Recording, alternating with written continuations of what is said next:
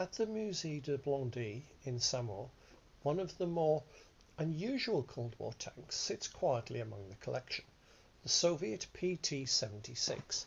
Unlike the heavy T-54s and T-72s nearby, this tank wasn't built for brute force. It was designed to swim.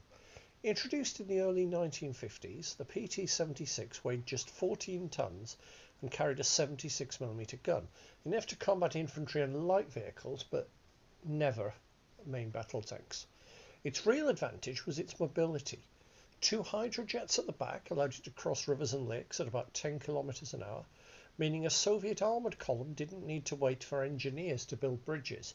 In a doctrine obsessed with momentum, that mattered far more than armor thickness.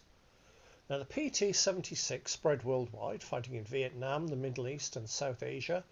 It was also a favourite of the Soviet naval infantry, who kept it in service well into the 1990s for amphibious landings where heavier armour couldn't go.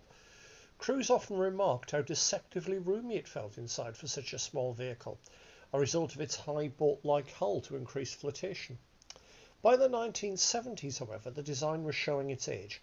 The Soviets began phasing it out in favour of the Amphibious BMP-1 and 2, while its direct reconnaissance successor became the BRM-1K, a BMP variant with specialised optics and sensors.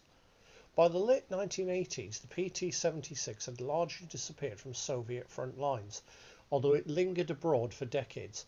Countries like Vietnam, India, North Korea and even Indonesia kept theirs running into the 21st century, making the PT-76 one of the longest-lived amphibious tanks of the Cold War.